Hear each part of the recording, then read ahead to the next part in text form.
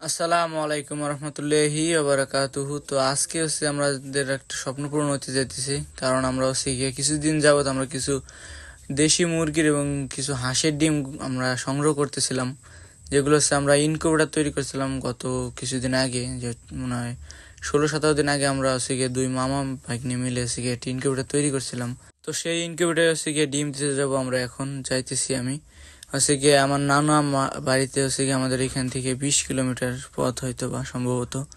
তো গিয়ে এইটা গিয়ে আমরা তৈরি করছিলাম এই ইনকিউবেটারটা। এইটা ভিডিও করিনি আমি, এমনি বলেছিলাম যে আমরা তৈরি করছি একটা ইনকিউবেটার।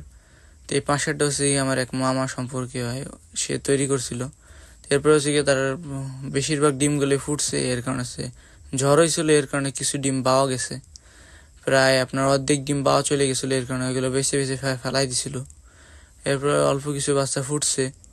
এরপর থেকে আমরা বানাইছিলাম আমি আর মামা এটা মিললে। তারপরে মামা আসে রাত্রের দিক, তখন এই ডিমগুলো মার্কিং করতেছিলাম, যেহেতু এটার ভিতরে দিব মার্কিং করে দিতেছিলাম 1-2 লিখে, যেহেতু আমাদের এটা উল্টে হবে, এর কারণে আমরা 1-2-3 করে এরকম লিখছিলাম আর দিতেছিলাম।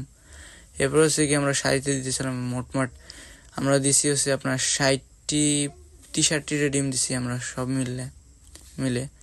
এর নিচে গিয়ে পানি দিতেছিলাম, যেহেতু এটার বাষ্প উঠে কি আপনার ডিমের প্রতিটা গায়ে জড়াই যাবে। এখানে এটার ভিতরে এখনো 3টা ডিম রয়েছে, যে পুরো ইনকিউবেটরটা আছে। তো এটার ভিতরে আমরা কিছু কোয়েল পাখির ডিম দিব, আমরা অর্ডার দিছি, কিছুদিনের ভিতরে সম্ভবত আসবে ডিমগুলো। এরপরে কি আমাদের এইগুলো এটা সেট আপ করেছে, এটার ভিতরে ডিম আমরা বসাইতেছিলাম, আমি আমার মামা আর এক মামা ছিল, সে বসাই দিয়েছিলাম আমরা সবাই মিলে। তো আজকের ভিডিও এই পর্যন্তই। আসসালামু আলাইকুম রহমতুল্লাহি ওয়া বারাকাতুহু।